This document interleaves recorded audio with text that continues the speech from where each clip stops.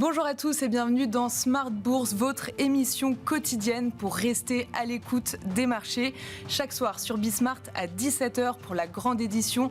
Si vous nous suivez en direct, à retrouver évidemment en replay sur bismart.fr et à écouter en podcast sur l'ensemble de vos plateformes préférées. Au sommaire de cette édition ce soir, comme chaque dernier vendredi du mois, nous dresserons le grand tableau de bord des marchés avec nos 3 invités qui seront avec nous dans quelques instants pour revenir sur ce mois de juin et évoquer les perspectives du second semestre avec, au moment où on se parle, une séance compliquée pour les actions françaises notamment, avec un CAC 40 qui est vraiment repassé sous les 7500 points.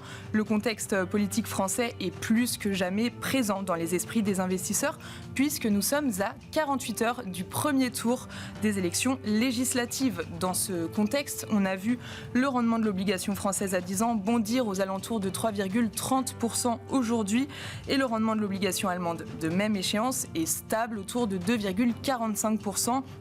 L'écart se creuse à 2 jours du premier tour avec un spread à environ 85 points de base, un spread au plus haut depuis 2012. Et les chiffres de l'inflation US n'inversent pas du tout la tendance européenne. Ils ressortent conformes aux attentes. L'inflation cœur ressort à 2,6% sur un an en mai, après 2,8% le mois précédent. Vous aurez tous les détails de la séance du jour et des données macroéconomiques avec Sybille Aoudjan dans un instant sur ce plateau. Enfin, dans le dernier quart d'heure de Smart Bourse, nous vous proposons de revisionner une interview de Michel Ruimi, économiste associé chez SPAC, qui parlait d'agence de notation. Une interview au micro de Grégoire Favret à retrouver à partir de 17h45.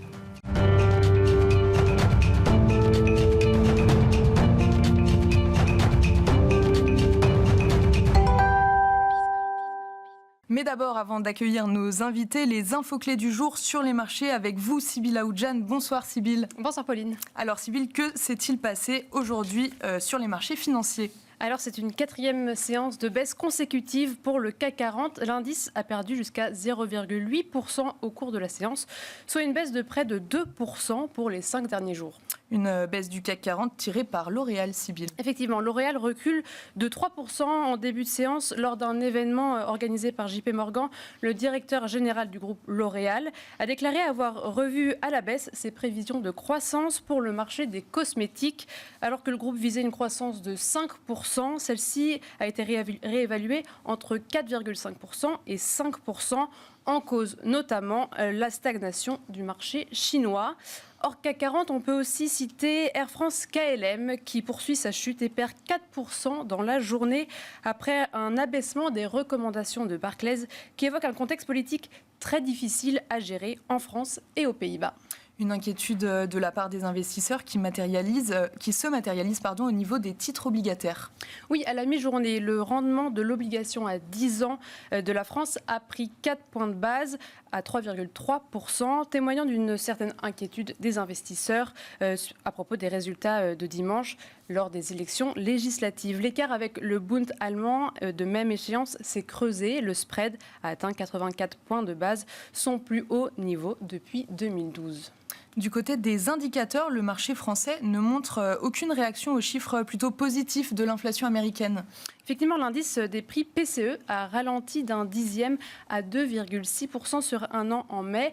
L'indice Core PCE se situe également à 2,6%, une baisse de 0,2 points. Les dépenses des ménages américains ont-elles augmenté de 0,2% en mai par rapport au mois précédent, tandis que leurs revenus ont progressé de 0,5%. Wall Street a ainsi ouvert dans le vert avec des indices en légère progression. Plusieurs indicateurs ont également été publiés en Europe, Sybille. Oui, le chômage en Allemagne a légèrement augmenté en juin, une première depuis le mois de décembre. Il a gagné 0,1 point à 6% selon les données corrigées des variations saisonnières publiées par l'Agence pour l'emploi dans un communiqué. Le PIB britannique a progressé de 0,7% pour ce premier trimestre, soit 0,1% de plus que prévu, a annoncé l'Office national des statistiques. Enfin, selon les chiffres de l'INSEE, l'inflation en France est stable sur un mois et à 2,1% sur un an. Quels sont les indicateurs à attendre la semaine prochaine ? Alors, la première semaine de juillet est marquée par plusieurs indicateurs, notamment le taux de chômage de la zone euro, puis des États-Unis. Tendance mon ami, chaque soir en ouverture de Smart Bourse avec Sybille Aoudjan qui nous accompagne sur Bismart.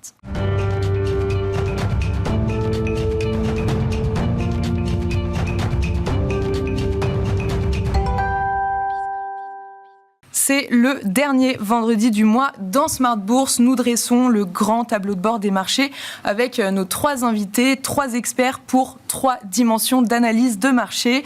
Jean-François Bête, directeur général de Cantalis. Bonsoir Jean-François. Oui, bonjour Pauline. Bertrand Lamiel, directeur de Ports en Part Gestion. Bonsoir Bertrand. Bonjour Pauline. Et Laurent Albi qui nous accompagne également, responsable de Next Momentum. Bonsoir Laurent. Bonsoir Pauline. Merci à vous 3 d'être là. Donc on va évidemment parler de ce qui se passe sur les marchés. On va faire une rétrospective du mois de juin, un mois de juin qui n'a pas été de tout repos d'ailleurs. Le contexte politique français est plus que jamais présent dans les esprits des investisseurs puisque nous sommes à 2 jours du premier tour des élections législatives. Jean-François, pour commencer, quand on regarde les flux, ce qui saute aux yeux, c'est que les investisseurs européens deviennent négatifs. Oui, effectivement. Oui, Pauline, effectivement, je ne sais pas si on a les graphiques qui vont s'afficher, mais si on fait un focus d'ores et déjà sur le mois de juin, on voit que c'est un peu la fuite des capitaux. C'est une sortie rouge vif sur les actions France, Euro, Europe. C'était déjà pas terrible sur l'année 2024. Les classes d'actifs risqués, actions diversifiées n'étaient pas au mieux.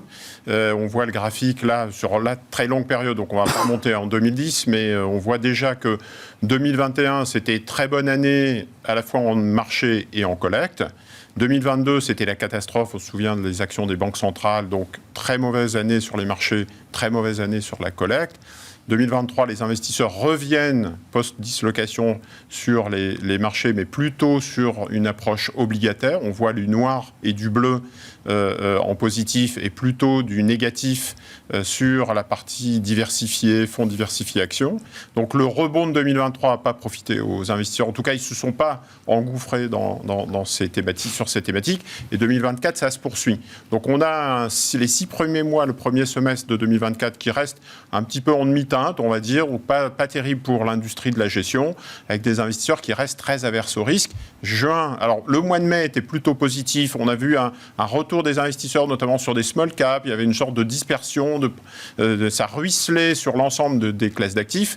Patatras, la dissolution arrive. Le mois de juin repart vers le sud. Les investisseurs ressortent des marchés et retrouvent un peu les vieux réflexes de 2023 et début 2024. Donc on sort des actions France, Euro, Europe et on re-rentre, on arbitre en faveur des actions américaines. C'est plutôt sur des grandes valeurs, on verra tout à l'heure dans le détail.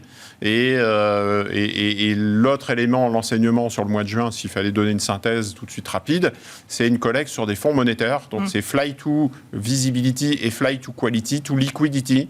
Donc on revient sur des fonds monétaires, alors que la plupart du temps, c'était plutôt sur de l'obligataire. Ou obligataire court terme, genre Govies US, qui aussi profitent d'investissements. Mais en tout cas, voilà, il y a un stress sur les marchés, les investisseurs qui en profitent pour sortir. Ce qui est assez aussi amusant, on verra tout à l'heure dans le détail, c'est que les investisseurs retail sont concernés. La plupart du temps, ils étaient relativement zen par rapport à l'environnement de marché. On avait des flux de collecte réguliers de la part des distributeurs. Là, on a des très très fortes décollectes sur des fonds assez symptomatiques, genre affaires, actions euro, les grands fonds, en fait, retail, des grands assureurs, des grands réseaux d'épargnants français qui se sont mis à vendre. Donc il y a un peu un phénomène de fuite des capitaux en ce moment, toutes choses étant égales par ailleurs, mais qui se matérialise sur les actions françaises. Donc ça concerne aussi bien les institutionnels que les particuliers, c'est ça ? Oui, alors je pense que chez les institutionnels, il va y avoir un peu des arbitrages ou des couvertures ou des désensibilisations, mais avec des paquebots, puisque quand vous êtes assureur, vous avez 4-5% d'actions, vous n'allez pas faire de mouvements massifs à 3 jours d'une élection.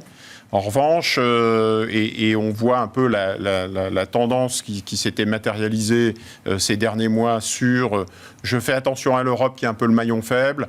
Depuis la guerre en Ukraine, j'allais dire un peu, début 2022, ce n'est pas un engouement fort pour les actions européennes, au contraire. Et plutôt toujours sur des actions américaines qui profitent un peu de cette visibilité, de cette relance industrielle, politique monétaire, politique budgétaire surtout cette fois-ci. En revanche, les particuliers, eux, ont une réaction un peu épidermique liées à la dissolution. Et donc, c'est une phase d'abandon en disant je sors des actions françaises, des actions européennes. Et c'est un petit peu nouveau. Et pour faire le lien avec l'autre élément, c'est en faveur du monétaire. Et pour des particuliers, ça va être plutôt en faveur du fonds en euros ou du livret A. Donc on n'utilise pas les mêmes leviers, mais les réflexes sont un peu là. C'est ce que j'allais dire sur l'épargne de précaution. On a vu donc un retour en force des fonds en euros et un succès pour le livret A, Jean-François. Oui, donc c'est lié à la fois au niveau de taux d'intérêt. Quand vous avez un livret A qui vous rapporte du 3%, l'inflation est à 2,2%, vous dites, et c'est validé jusqu'en février 2025, donc il serait bête de ne pas en profiter. Donc vous avez 3 milliards par mois toujours sur le livret A, et donc on bat des records en cours. Et la deuxième chose, c'est le fonds en euros. On est toujours un peu sur ces niveaux de taux d'intérêt, taux obligataires. Donc c'est un gros proxy pour faire du marché obligataire quand vous êtes particulier. Il y a des fonds euro boostés. Pour la première fois, donc c'est pas moi qui le dis, c'est France Assureur, l'association professionnelle. Depuis 2021, c'est la première fois qu'on retrouve une collecte nette positive sur des fonds en euros. Alors qu'on se posait beaucoup la question de la mort des fonds en euros et la fin de ce rendement, notamment lié au taux négatif. Là, on retrouve du grain à moudre. Et alors, l'autre mouvement, c'est plutôt au détriment des unités de compte. On est passé de 41% en moyenne de cotisation sur des unités de compte à 35%. Les investissements sur les unités de compte sont en baisse, sont en négatif et en baisse de 8%, alors que c'est en forte hausse sur les fonds en euros. Donc, on retrouve cette aversion au risque auprès des investisseurs qui veulent de l'épargne de précaution, de liquide et qui en plus rémunère bien. Donc voilà.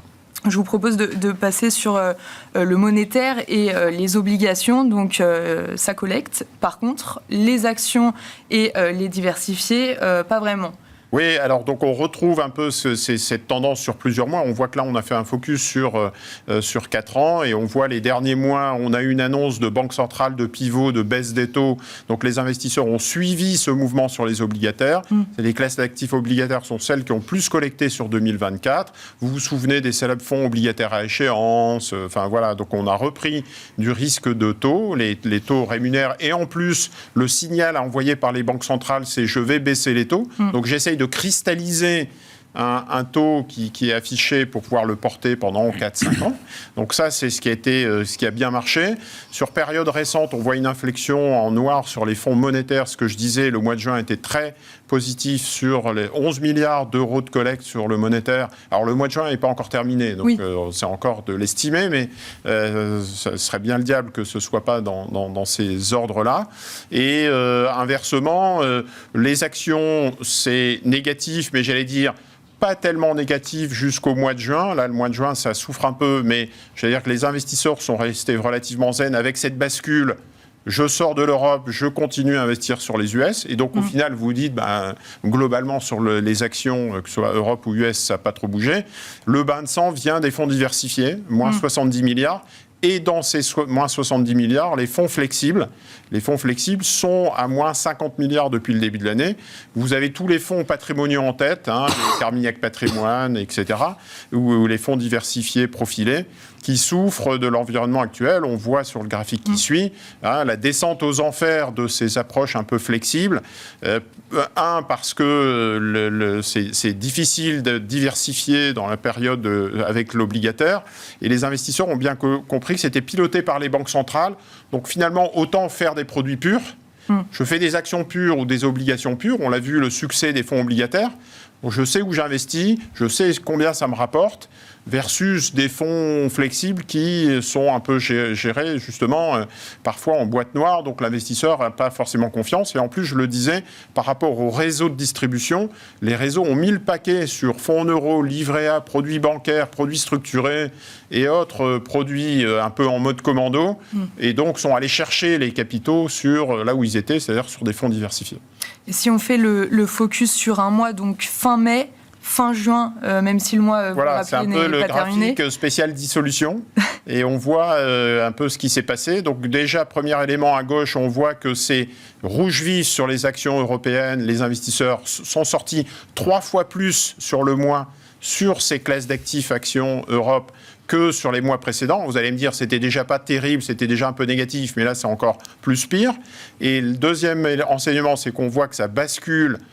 Donc, ces sorties sont quand même arbitrées sur des actions US, tech, grande valeur, les 7 magnifiques. Donc, on joue, j'allais dire, bêtement les grands indices américains qui, eux, en profitent, visiblement. Et en tout cas, en provenance de l'Europe, clairement. Action Monde, Action US, mais on sait qu'Action Monde, c'est à 70% US, donc ça reste très US, tout ça. Et l'autre élément à l'extrême droite, j'allais dire, sans jeu de mots, c'est gros investissement sur des fonds monétaires. Vous voyez, 11 milliards de collectes sur le mois sur des fonds monétaires. Donc là encore, au bas des records sur cette classe d'actifs. Comment expliquer la tendance sur les fonds flexibles, Jean-François ? Alors, sur les fonds flexibles, on en a déjà un petit peu parlé tout à l'heure, donc on a vu le graphique. Peut-être qu'on peut faire 2 focus sur les ETF et l'ESG pour terminer un peu la tendance. Voilà, ça permettra de donner un éclairage, parce que c'est des thématiques qu'on suit beaucoup sur Bismart. Oui.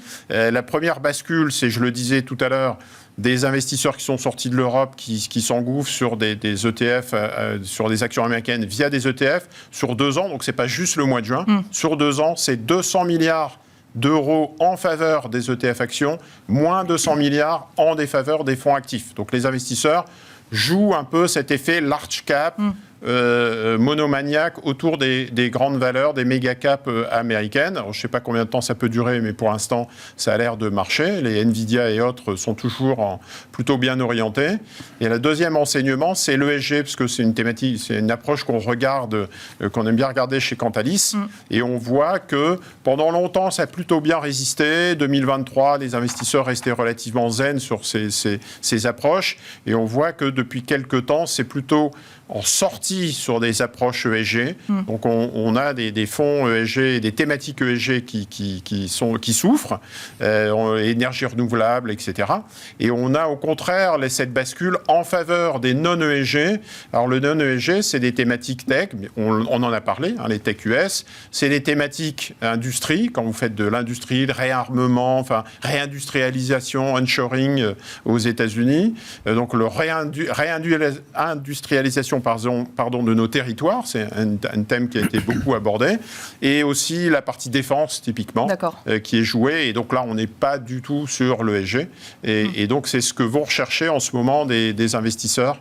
Donc on retrouve là encore l'effet investissement en action un peu flat, pas terrible, pas vraiment de gros mouvements si on regarde à grosse loupe les actions, mais dans le détail, on voit des vraies dispersions d'approches. On a parlé Europe-US, on a parlé ESG, on a parlé ETF, fonds actifs. Enfin voilà, il y a des vrais choix et un changement de paradigme qui est très fort de la part des investisseurs européens. Merci beaucoup Jean-François pour ces précisions. Bertrand, je me tourne vers vous. Alors on va commenter le contexte de marché au terme de ce mois de juin et surtout au terme de 3 semaines chahutées. Et puis on va reprendre évidemment la question qui est posée par les flux qu'évoquait Jean-François sur la collecte des obligations et le monétaire. Mais d'abord, Bertrand, d'un point de vue plutôt des investisseurs, quelles sont les questions que vous posent les clients ? Est-ce qu'ils sont inquiets à propos de leur portefeuille et de la situation politique ? Oui, forcément, il y a un petit peu, on sent bien qu'il y a l'inquiétude qui monte. Et donc, face à ça, donc l'inquiétude est qui devient un phénomène ambiant. Nous, dans notre approche, on va essayer de raisonner au maximum sur cette inquiétude et d'aller regarder factuellement les facteurs de stress du marché. Donc, il y en a un qui est immédiat, qui est, quand bien même on fait plutôt des actions chez Portzamparc, c'est d'aller regarder ce que nous disent les obligataires sur les taux longs. Et là, on le voit, autant en Allemagne, aux États-Unis, on voit les courbes, donc Allemagne au-dessus, France au milieu, voilà. Jusqu'à présent, ça a bougé à peu près à l'unisson, avec plus ou moins d'ampleur, mais globalement à l'unisson. Et on voit dans les ellipses que là, pour le coup, Allemagne et États-Unis ont amorcé une baisse des taux longs et que c'est pas du tout le cas. C'est pas du tout le cas en France. Donc en fait, il y a une prime de risque qui s'est installée depuis la dissolution sur la dette française, qui fait que elle reste sur des niveaux élevés. Et ce graphe, j'ai dû le faire il y a 2 ou 3 jours, donc il est remonté encore un petit peu. Et le taux allemand a baissé encore un petit peu. Donc on voit bien que du côté de ceux qui vont prêter, qui vont aux États, il y a une prime de risque qui s'est agrandie sur l'État français, et c'est pas le cas du tout sur les 2 autres grands pôles où on peut trouver avec des bons niveaux de notation. Donc ça, c'est le premier niveau. Sur la remontée du risque, les indicateurs à surveiller, peut-être ? On a quelque chose on a les indicateurs de volatilité, donc en fait le stress qui est présent sur le marché action. Donc on va regarder aux États-Unis et en Europe, et là on voit effectivement qu'on a à peu près le même schéma, c'est-à-dire aux États-Unis ça reste très bas, on a un indice de volatilité qui reste sur des points bas, on était même avant la dissolution sur des points bas historiques à 11 qu'on n'avait pas vu depuis très longtemps, et je parle en dizaines d'années. Immédiatement, ça a choqué un peu sur l'Europe, et donc on voit que la volatilité est remontée. Maintenant, il faut raison garder, on le voit sur les graphes, la volatilité est remontée, mais voilà, j'ai pris à dessein un graphe qui remonte à 2020. Quand on est en situation de stress panique, sur le VIX en bleu, on était monté à 80. Là, on est juste remonté à 20. Donc, et tant qu'on ne sera pas du côté des 30-35, on ne sera pas en stress panique. D'accord. Mais on voit bien qu'au niveau des investisseurs, ça se matérialise, les gens sont prêts à agir. Il y a eu des volumes qui ont augmenté, pareil, sur les marchés. Donc, on voit qu'il y a un environnement où tout le monde a bien compris que ce qui sortirait des urnes ce dimanche et 15 jours après, forcément, aurait un impact sur, 1, l'économie française, 2, les actions qui ont une partie, les sociétés qui ont une partie de leur activité sur le territoire français. Pour autant, donc certes, le risque remonte, la sensation de risque remonte. Il faut quand même raison garder, parce que si on va sur le prochain graphe... Sur le vrai stress. Sur le vrai stress, encore. Donc là, on revient, pareil, sur les écarts entre l'emprunt allemand et l'emprunt français, donc le spread. Donc on le voit dans l'encadré, là, on voit bien que ça remonte pour tout le monde. Donc c'est pas une situation franco-française. Sur le spread portugais, espagnol, grec et italien, ça remonte pour tout le monde. Plus vite, il faut être complètement transparent, plus vite sur le taux français, mais sur tous les autres. Donc en fait, c'est plus la dette allemande qui devient une valeur refuge au détriment de quasiment toutes les autres de la zone euro, avec un bémol évidemment sur la situation française. Et pareil, quand on dézoome et qu'on va regarder le vrai stress sur la dette, c'était en 2011, au moment où on a pensé que la zone euro pouvait éclater. Donc vous voyez un peu où on en était en termes de stress. Alors là, en noir, c'est le spread grec qui était... ça s'est pu exploser à ce niveau-là, j'ai pas de terme. Donc oui, en ce moment, le stress remonte, mais voilà, on n'est pas non plus sur des niveaux énormes. Et après, quand on va regarder du côté des valeurs, on voit effectivement que certaines ont été identifiées à tort ou à raison comme étant franco-françaises, comme ayant une partie de leur activité qui pouvait être touchée par la mise en application du programme de l'extrême droite ou de l'extrême gauche, et qui ont immédiatement perdu 10-15%. Mais ce n'est pas le cas partout. Le CAC, certes, a reculé, mais l'Eurostoxx beaucoup moins. Et puis surtout, pendant ce temps-là, aux États-Unis, ça se passe très bien. Les États-Unis continuent à être tirés notamment par les grandes capitalisations, et vous avez le SPI et le Nasdaq qui continuent à enchaîner des séances de hausse. Donc, pour un investisseur qui a la possibilité de se diversifier, il y a des choses à faire. Et donc, nous, notre message vis-à-vis des clients, c'est de dire, il faut se préparer à agir, il faut regarder raisonnablement ce qui est en train de se passer sur le marché. Si on pense que sur certains titres, il y a des attaques qui sont trop fortes, donc là, on a nos indicateurs qui nous aident là-dessus. Se dire, OK, là, il se passe quelque chose et il vaut mieux se tenir à l'écart pour le moment.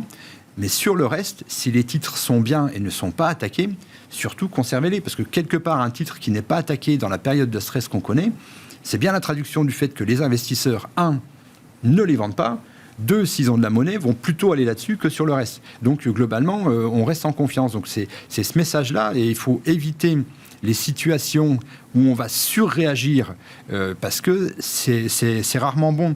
Et si on regarde... Oui, les types de réactions post-élection. Un rappel à l'humilité. Alors j'ai repris des élections où à chaque fois il y avait une tension assez forte. C'est-à-dire que si on prend Donald Trump, première élection, tout le monde disait, bon d'abord, la Maison-Blanche, c'est pas pour Donald Trump, c'est pas possible. Accessoirement, son programme économique, ça va mettre Wall Street par terre. Les Américains vont jamais y aller. Bon, ils y sont allés. Et là, immédiatement, on le voit dans l'ellipse verte, le marché a redémarré. Et en trombe. Donc, une des réactions possibles, c'est ça n'arrivera pas. Et quand ça arrive, finalement, c'est tout l'inverse de ce qu'on avait pu prévoir. Sur le Brexit, tout le monde était unanime de dire les Anglais ne feront jamais cette folie. Ils n'iront jamais au Brexit. Tout le monde était d'accord pour dire que c'était une catastrophe économique et que ça ne se ferait pas. Bon, la réalité, c'est que ça s'est fait. Donc, tout le monde a été battu à plat de couture sur les pronostics. Derrière, on a vécu 15 jours, 3 semaines de marché franchement affreux. Et au bout d'un moment, les investisseurs ont repris raison, ont remis les chiffres dans les cases, se sont dit, non, finalement, c'est pas... Et en 3 mois, 6 mois, on a reconstruit une tendance haussière sur les marchés. Sur l'élection de Macron, c'est la même chose. Tout le monde était là en train de dire, le deuxième tour, ce sera un Mélenchon-Le Pen. Et donc, évacuer complètement la possibilité à Macron d'y être, alors que ce n'était pas ce que disaient les sondages. Et globalement, ce qui s'est passé quoi ? Les marchés ont baissé, on a eu des ventes relativement fortes de la part de pas mal d'investisseurs, et au moment où Macron était sur le... Alors je ne sais plus si c'est le premier tour ou le deuxième tour, on a un gap de 8,5% sur le marché, qu'on a pu combler que 6 ou 8 mois plus tard. Donc celui qui est sorti du marché à ce moment-là, quand il voit une hausse pareille et qui continue dans les semaines qui suivent, la proba qu'il attende 6 mois pour finalement ne retrouver que son prix de vente est assez faible. Donc c'est des investisseurs qui ont probablement remis de la monnaie plus cher que ce qu'ils avaient vendu. Et donc, ça n'a pas marché. Et sur Meloni, c'est pas évident parce que on se trouve là, le 30 septembre 22, c'est le point de redémarrage des marchés. Et donc, le MIB italien redémarre, mais comme tous les autres marchés. Donc le fait qu'elle arrive au pouvoir, on ne peut pas lui imputer la hausse du marché, parce que globalement, c'est emporté, toute l'Europe à ce moment-là est emportée par la hausse.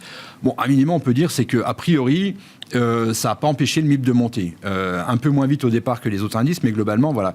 Donc, juste pour dire que sur les élections, et objectivement, quand on regarde ce qui s'est passé sur 4 élections dernières, il faut être... on peut avoir tous les types de réactions de la part du marché, donc il faut être extrêmement humble par rapport à ça, et je pense qu'il faut s'en tenir aux actions qu'on a en portefeuille, et si elles ont toujours un bon comportement, si elles se comportent mieux que elles sont en tendance haussière, elles se comportent mieux que le marché, et qu'on voit dans les séances qu'on a eues que globalement, elles sont moins attaquées quand ça baisse, elles repartent mieux quand ça hausse, c'est qu'on a les bonnes actions. Pour les autres qui ont fait exactement l'inverse, là, si vous en avez 3 en portefeuille, il faut commencer à réfléchir, à se dire, il faut que je trouve autre chose. Et sur les marchés tirés, qui sont toujours tirés par les grosses capitalisations sur indice. Ça ne change pas et ça fait, je ne sais pas combien de temps qu'on le dit, mais effectivement, aux États-Unis, c'est très compliqué de se faire une place sur le podium si on n'est pas une super méga cap. Donc en gros, mis à part Tesla, on va dire les 6 magnifiques continuent à très très bien se comporter et à tirer les indices à la hausse. C'est un peu moins le cas, donc on le voit là. Donc la courbe bleu clair là qui monte, ça veut dire que le S&P fait beaucoup mieux que le S&P équipondéré où chaque valeur aurait 1/500e de l'indice. Sur la France, quand on prend le CAC versus CAC équipondéré, on voit que c'est toujours une tendance haussière, mais on va regarder, Total doit être à 0 depuis le début de l'année, LVMH autour de 0, donc, et on voit inversement des Publicis, des Renault qui sont des tout petites capitalisations dans le CAC 40 qui font des performances de l'ordre de 20-30%. Donc, c'est moins net, il y a un peu plus de place en France et en Europe sur le stock picking. Quand on regarde les secteurs qui se comportent bien, aux États-Unis, c'est simple, il y en a 2. C'est la tech et les communications, sachant que dans les communications, vous avez Netflix et Meta, donc on va dire que c'est de la tech. Et donc là, vous avez ce secteur-là qui doit faire à peu près 37 ou 38% de la cote qui tire. Pour tous les autres secteurs, ils font moins bien, ils peuvent monter, mais ils font moins bien que le S&P 500. Donc aux États-Unis, et c'est d'ailleurs probablement pour ça qu'il y a des... pas que pour ça, mais que les ETF marchent bien, c'est pas la peine de s'embêter avec du stock picking. Vous prenez un ETF S&P, un ETF Nasdaq, accessoirement il y en a qui sont éligibles PEA, et vous vous laissez porter sur la tendance. En Europe, on a la chance d'avoir plus de secteurs qui marchent. Il y a la tech évidemment, mais on a aussi l'industrie, on a des petits secteurs comme les médias, comme la distribution, les financières. Alors, même si elles ont été un peu secouées sur les dernières semaines, globalement se comportent bien. Donc il y a un peu plus de champs en Europe pour faire son marché. La santé, pas mal aussi. la santé est en train de revenir, mais alors pareil, la santé s'est disloquée. C'est pas forcément les grands labos, mis à part Novo Nordisk, mais on commence à revoir un peu des noms qui reviennent sur le devant de la scène.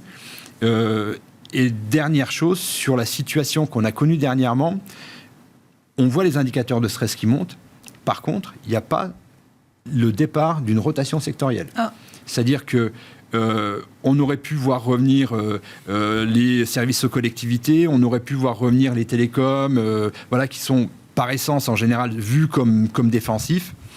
Et inversement, ça aurait tiré à boulet rouge sur l'industrie et autres. Non, pour l'instant rien. Et même à l'intérieur des secteurs, il n'y a pas vraiment, les leaders ne sont pas forcément attaqués. Donc la situation reste intacte. Donc c'est pour ça, c'est ce qui nous fait dire que à ce stade, oui, le stress est monté, mais les investisseurs, au moment où on se parle, ne se sont pas mis en tête de faire une rotation rapide de leurs actifs. Merci beaucoup Bertrand. Laurent, si vous nous éclairez avec vos outils d'analyse technique, que se passe-t-il sur le CAC 40 ? Est-ce que c'est grave ? Et je rappelle aussi que nous sommes donc à 48 heures du premier tour des élections législatives. Laurent, est-ce qu'on peut dire qu'on est dans le flou total ? Non, pas encore. Est-ce que c'est grave, docteur ? Alors ça, est-ce que c'est grave ? On le saura lundi. Bon, alors... je ne vais pas reprendre les arguments présentés par Jean-François et Bertrand qui ont assez brillamment exposé le tableau général. Donc, je suis d'accord, le stress est présent. Il n'est pas du tout exacerbé. Après, il y a eu 3 temps. Il y a eu le résultat des européennes, une semaine horrible. Bon, 6% de pertes sur le CAC, personne ne savait ce qui se passait. Ensuite, il y a eu un retour à l'accalmie, une espèce de retour au calme. On ne savait pas exactement ce que signifiait ce retour au calme. Et puis là, depuis aujourd'hui, en fait, ça se retend. Bon.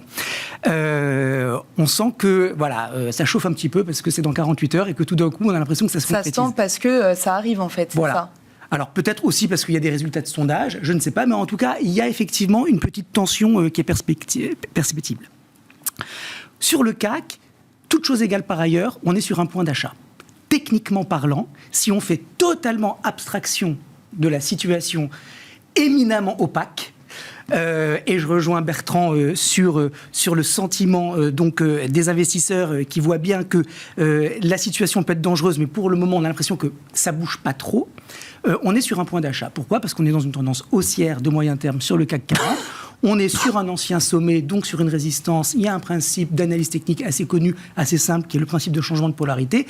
Un ancien prix élevé, quand il a été dépassé, ça devient une opportunité. D'autant plus que techniquement, il y a des arguments qui me font penser que ces 7500 points sont un niveau important. Maintenant, compte tenu de ce qui va se passer dimanche, personne ne sait comment on va se réveiller lundi sur le CAC 40. Donc peut-être que ce niveau va être enfoncé.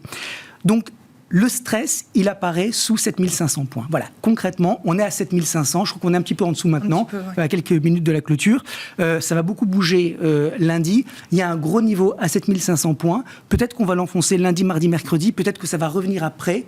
En tout cas, si ça ne revient pas au-dessus, on part dans une zone de risque. Donc, de tension, vraiment de tension. Oui, c'est-à-dire que pour le moment, on est un petit peu dans le brouillard, avec une possibilité de lecture, de reprise de la tendance. C'est pas ce que je recommanderais à quelqu'un, de payer la tendance ce soir. Mais on est quand même sur un niveau qui est important. Si on casse les 7500 points, on peut aller à 7340, on peut même aller à 7100 points. Donc il faut que le CAC soit soutenu par les investisseurs sur cette zone à 7500 parce qu'on est sur un point pivot.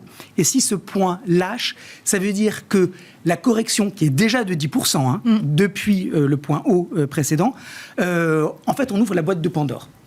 Et c'est-à-dire qu'après, on ne sait plus où est-ce qu'on peut aller. On peut même retourner sur les 6800 points, bien que ce ne soit pas du tout mon scénario central. D'accord. Donc, première conclusion, le CAC, toujours sur un point d'achat, fragile à 48 heures d'une échéance importante. Si ce point est enfoncé, alors effectivement, ça sera clairement une situation de stress qui, pour le moment, même si on sent qu'elle est en train de pointer, elle n'est pas encore manifeste. Ça, on le verra peut-être donc lundi et encore après le deuxième tour. Ouais, et la semaine prochaine va être importante parce qu'il peut y avoir pas mal de frayeur lundi. Ce qui va être important, c'est qu'est-ce qui se passe dans une semaine, vendredi prochain. Où est-ce qu'on est ? Ouais. Voilà. Donc, parce qu'il peut y avoir encore une fois un petit peu de volatilité. On fait le point vendredi prochain. Voilà. On revient sur Bismarck. Exactement, parce que ça sera un petit peu... la poussière sera retombée, on comprendra beaucoup plus et beaucoup mieux vers quoi on se dirige pour le deuxième tour, quel type de gouvernement on risque d'avoir, et donc là, les arbitrages, ils vont se faire un petit peu avec de la matière. Là, on n'a pas beaucoup de biscuits pour comprendre effectivement... C'est un arbitrage plus stratégique, sans doute. Oui, voilà. Donc pour le moment, on est dans le noir, et vendredi prochain, on en saura beaucoup plus. Sur l'OAT, Laurent, qu'est-ce qu'on peut dire de cette courbe ? Eh bien, qu'elle est calme. D'accord. Cette courbe. C'est vrai qu'on repart à la hausse, mais on est dans un range entre 2,50 et 3,50. Et encore une fois, ce qui est intéressant de dire, c'est à partir de quel moment ça va commencer à piquer et qu'il y aura effectivement du stress sur la prime de risque. C'est au-dessus de 3,50.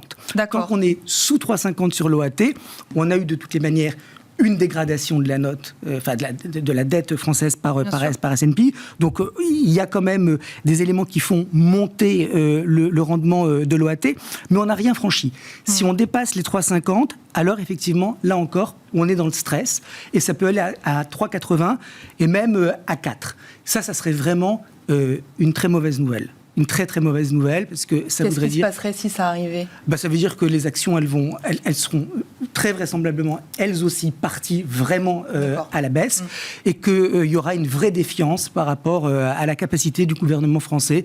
Aujourd'hui, pour donner un exemple, on est au-dessus du 10 ans portugais. Oui. Donc ça donne un point de repère. Et si on allait sur ces niveaux-là, on serait au-dessus de la Grèce. D'accord. En grec. Donc voilà. C'est pas bon. C'est pas j'aime beaucoup les Grecs, mais c'est pas une référence forcément positive pour les 10 ans. Il y a encore un petit peu de marge avant d'atteindre ces niveaux, Laurent. Voilà, et donc, absolument. Et si on reste sous 3,50, c'est la bonne nouvelle. Ça veut dire qu'effectivement, on trouve une manière de gérer la situation, et il y a surtout des investisseurs internationaux qui ne vont pas vendre la dette française de manière importante, ce qui expliquerait donc la remontée des taux. Il y a donc l'OAT et il y a le spread, donc l'écart entre l'OAT et le Bund allemand. Donc sur l'autre graphe que vous avez apporté, Laurent, qu'est-ce qu'on peut dire de ce spread ?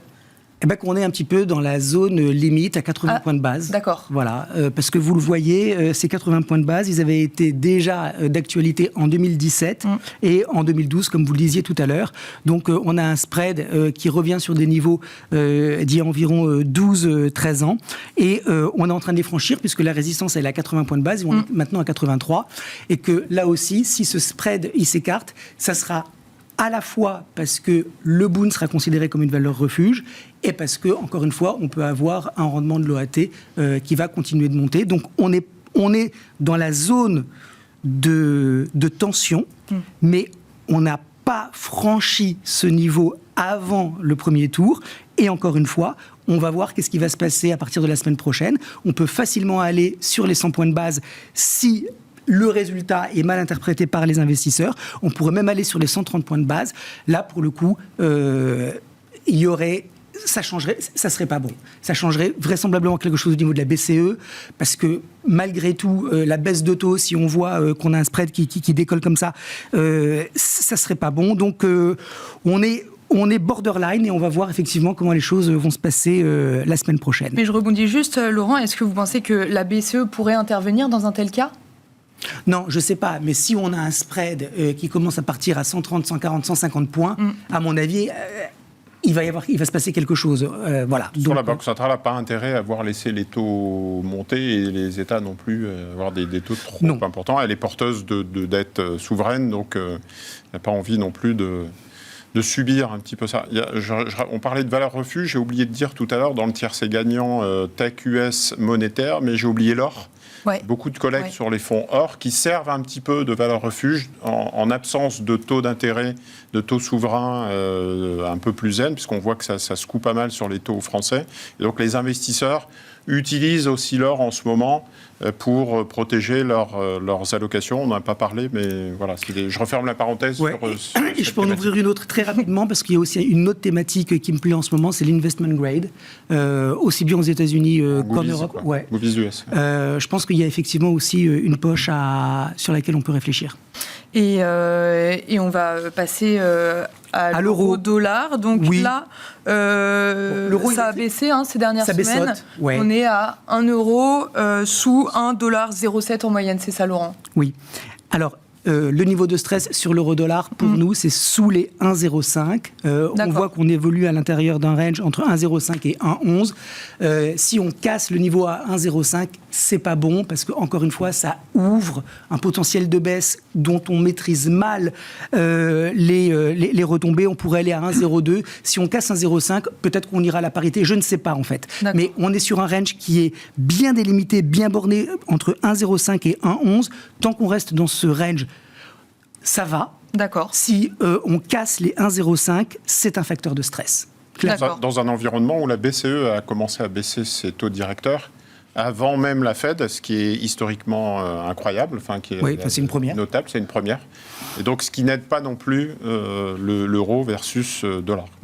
Tout à fait. Après, il faut voir le verre à moitié plein. C'est que ça, pour l'investisseur européen qui achète des actions américaines, il bénéficie du change. Oui. On a le vent dans le dos sur le change. Et inversement, importer du pétrole, donc ça a un impact sur le pouvoir d'achat. Voilà. Si l'euro continue à baisser, on apporte de l'inflation. On apporte de l'inflation. Donc, ce qu'on a fait d'un côté pour protéger le pouvoir d'achat sera sans doute contrecarré par la baisse de l'euro et la hausse du dollar. On importera de l'inflation, notamment quand on importe du pétrole ou des matières premières. Et d'accord, donc je pense qu'on a résumé ce mois de juin à merveille. J'avais juste une dernière question à vous poser très rapidement et à tous les trois. Jean-François Bay, pour commencer, quels sont selon vous les enjeux pour le semestre à venir là ?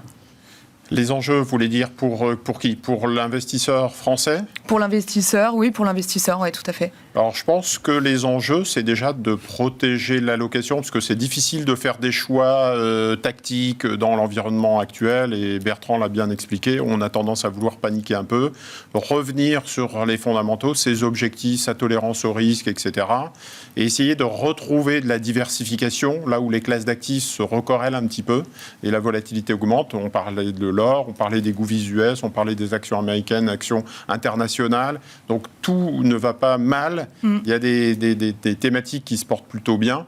Et donc, voilà, ne pas paniquer et être englué par l'actualité et sortir pour essayer de regagner de la diversification dans son portefeuille. Bertrand Lamiel.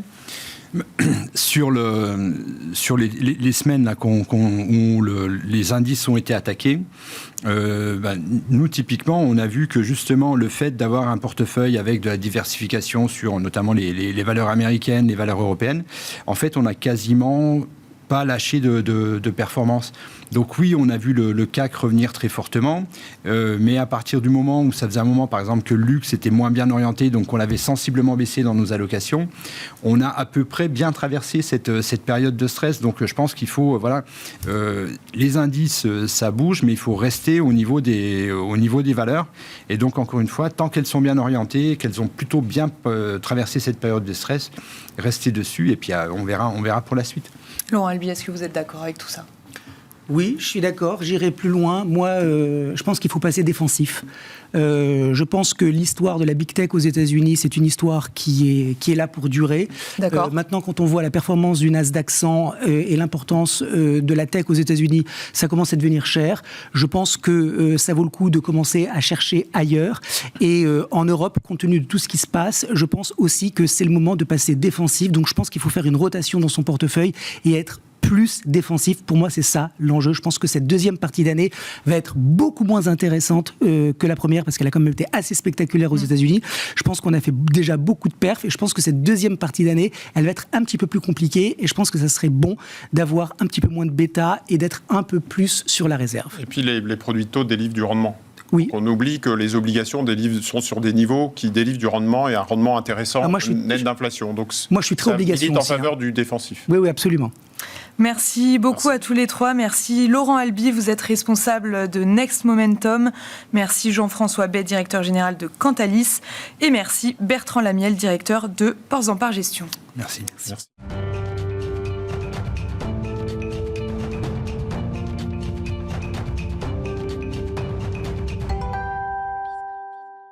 Et dans le dernier quart d'heure de Smart Bourse, on vous propose de revisionner une interview de Michel Rumi, économiste associé chez SPAC. Il répondait le 26 avril dernier aux questions de Grégoire Favès sur Bismart, une interview qui portait sur les agences de notation. On regarde tout de suite.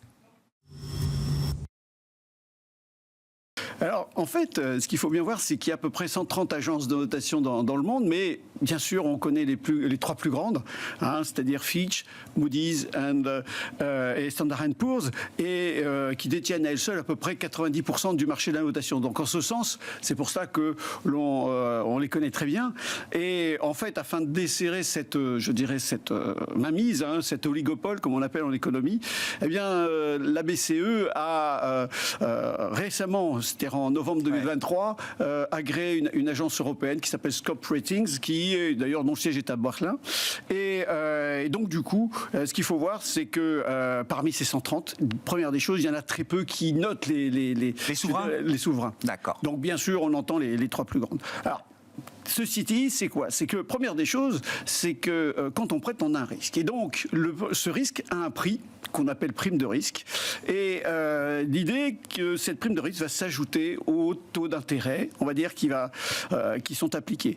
Et donc, une agence de notation, son rôle et sa mission, c'est d'abord, c'est une entreprise privée, ce qu'il faut bien voir, qui va estimer la capacité d'un émetteur, aussi bien un État, une entreprise publique ou privée, ça peut être une ville éventuellement, à rembourser sa dette. Donc, en quelque sorte, elle évalue de manière synthétique et statistique sa solvabilité, et donc, dans une certaine mesure, elle évalue cette prime de risque. Et qu'est-ce qu'il faut voir, c'est que plus cette note est élevée, et plus la probabilité de faire faillite est faible. D'accord. Mais ce qui est très important par rapport aux analystes financiers, c'est que s'il ne s'agit pas d'une recommandation, dans la mesure où c'est ni une recommandation d'achat, ni de vente. Et donc, devant cette impartialité, en fait, on s'aperçoit que ces agences de notation, et notamment leurs notations, sont des marqueurs de marché et donc sont fait des références. Et donc, dans une certaine mesure, on peut dire que les agences de notation sont des acteurs indirects de l'avenir de certains acteurs économiques. Qu'est-ce qui détermine la notation formalisée par ces agences, Michel ? Alors, première des choses, c'est que la notation financière n'est pas l'application ou des formules mathématiques comme ceci, etc. C'est une forme de prévision dont la pertinence va dépendre en fait de la situation conjoncturelle. Et donc, si on prend par exemple une entreprise, elle va s'appuyer sur des caractéristiques financières et économique. Et première des choses, elle va s'attacher à avoir des paramètres quantitatifs. Ça va être le bilan, ça va être la capacité, de générer des revenus, ça va être également la rentabilité financière. Et elle va comparer ces paramètres avec d'autres acteurs comparables du secteur. Les pairs, voilà, exactement. Ah ouais. Par contre, pour un État, ça va être le PIB, ça va être l'inflation, ça va être l'endettement public, ça va être d'autres paramètres macroéconomiques. Et puis également, il va y avoir des facteurs qualitatifs, notamment c'est la qualité de la gouvernance, on va dire aussi la responsabilité sociale de l'entreprise, etc., etc. Et pour les États, ça va être la crédibilité des politiques engagées et surtout la soutenabilité et bien sûr la stratégie à venir. Et ce qu'il faut bien voir, c'est qu'en plus, parce que nous sommes dans des États souverains, eh bien, il y a des paramètres plus globaux. Par exemple, on va dire les tensions sociales éventuelles. C'est lorsque on a parlé notamment de la France il y a quelques mois, eh bien, on a pris en place, on va dire, c'est, les tensions qui pouvaient juger sur le financement des retraites. Dans quelle mesure ces notations sont-elles fiables? Ou autrement dit, est-ce que ces notations sont faillibles dans une certaine mesure, Michel. Et c'est ça le fait, c'est que ces notations, d'abord, elles ne sont pas infaillibles. Oui, c'est ça. Dans la mesure, oui, dans la mesure où, première des choses, elles varient au cours du temps, et c'est surtout qu'elles s'appuient sur, on va dire, des évaluations humaines, donc qui sont soumises, on va dire, à des, je dirais, variations et surtout des erreurs. La première erreur, on va dire, la plus remarquable, c'était il y a à peu près 15 ans. Eh bien, lorsqu'elles ont apprécié la situation de Lehman Brothers, elles ont considéré que cette banque était si grande que l'État ne pouvait pas ne pas soutenir cette banque systémique que j'ai utilisée. Et en fait, elles se sont ratées, entre guillemets. Et c'est ça qui fait que on peut dire que c'est pas systématiquement quelque chose de rationnel. C'est sûr qu'il y a eu une décision prise au niveau notamment du Trésor américain sur Lehman qui effectivement a complètement balayé la notation, enfin les arguments que les agences pouvaient avoir sur la notation de Lehman Brothers. Qu'est-ce que ça change d'être dégradé? Alors, je rappelle, il y a un système de notation et souvent on attache également des perspectives aux notations. Donc on peut soit réévaluer la perspective qui est attachée à la notation, soit la notation elle-même. Qu'est-ce que ça change dans le cadre d'un État souverain, en l'occurrence, Michel? Alors, de manière générale, l'abaissement d'une notation et on va dire des perspectives, si vraiment elles sont négatives, va se caractériser par une remontée des taux d'intérêt. Mais ce qu'il faut bien voir, c'est pas réglementaire, c'est en fait une relation de cause à effet. Ce qui peut être logique dans la mesure où le prêteur peut se dire, bah, tiens, je cours un risque, donc ça serait bien de pouvoir rentabiliser, on va dire. Alors, ce qui va se passer, c'est que ça va poser des problèmes pour le financement des politiques publiques, ça va être aussi la capacité à assainir les finances publiques également, et puis surtout à mener ces stratégies. Dans une certaine mesure, une dégradation amène aussi, je dirais, une perte de souveraineté, puisque je suis totalement dépendant des extérieurs, puisque, par exemple, dans le cas de la France, à peu près, il y a à peu près 55 à 60% de la dette qui est achetée par le reste du monde. Oui, par l'étranger. Et donc, c'est pour cela que, dans une certaine mesure, eh bien, les agences de notation sont souvent accusées de contribuer à détériorer la situation qui était déjà pas terrible. C'est procyclique, comme voilà, on dit. Exactement. Eh oui. Je n'osais pas trop le dire, mais tout à fait. On a le droit, quand même, Michel. Oui, et tout à fait. Et on s'en souvient, hein, l'engrenage crise souveraine, pour ceux qui la suivaient de près, c'était vraiment, effectivement, ce côté procyclique. Tout à fait. Et ça a été trop rapide. Oui, ça a été rapide. Et la Grèce est devenue très spéculative. Justement, là, quand on est dans le registre des critiques qu'on peut émettre sur le fonctionnement de ces agences, quelles sont les critiques qui vous paraissent pertinentes, légitimes, rationnelles, Michel? Alors, c'est ce qu'il faut. Il y a deux grandes critiques. D'abord, premièrement, un conflit d'intérêts, dans la mesure où le modèle économique qu'elle développe, c'est-à-dire que c'est le principe de l'émetteur-payeur, on va dire, dans la mesure où, eh bien, faut pas oublier que l'émetteur, c'est son client, et donc, d'un certain côté, on n'ose pas trop être trop, on va dire, terrible dans la notation, et donc on fait attention. Donc c'est peut-être un problème de conflit d'intérêts. Et puis deuxième chose aussi, c'est la pertinence des notations qui, en matière d'évaluation du risque souverain, par exemple, en 2011, les États-Unis, alors que Standard & Poor's les avait dépréciés, eh bien les États-Unis ont dit non, je suis pas d'accord, vous faites de mauvais calculs, et en fait tout le monde n'avait pas pris les mêmes bases de calcul en quelque sorte. Et en même temps, et surtout, c'est le fait qu'elles n'ont pas su anticiper, on va dire, les dégradations de certains émetteurs. C'est le cas de la crise asiatique, c'est le cas de Enron, c'est le cas des subprimes. Et faut pas oublier, pour l'anecdote, que quelques semaines avant la faillite de Vivendi Universal, elle était estampillée AAA. Et donc c'est ça qui pose problème. Je précise, sous votre contrôle, Michel, mais les souverains ne payent pas pour être notés. Non, tout à fait. Ce qui est quand même une grande différence par rapport à des émetteurs privés. Et pour revenir à Lehman, je me souviens effectivement, c'était le phénomène de rating shopping. Oui. C'est-à-dire que, alors évidemment, on titrisait à tout va, etc.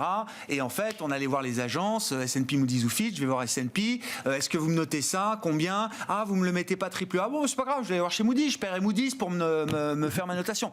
Donc, ce qui a effectivement entretenu un certain doute. Entretenu un certain doute autour de ces CDO et autres. Et c'est ça qui pose problème. Eh ben bien sûr. Comment est-ce qu'ils ont gérer ce sujet des conflits d'intérêts depuis la grande crise? Alors, ce qui se passe, c'est qu'en Europe, en fait, c'est l'Union européenne qui a cherché justement à encadrer cela. Et donc, qu'est-ce qu'elle a édicté? Notamment, première des choses, c'est que les agences doivent être enregistrées dans les pays où elles exercent, on va dire, d'une certaine manière. Et deuxième chose, il faut que leur méthode soit plus transparente dans la mesure du possible, parce que c'est toujours difficile après de donner sa méthode.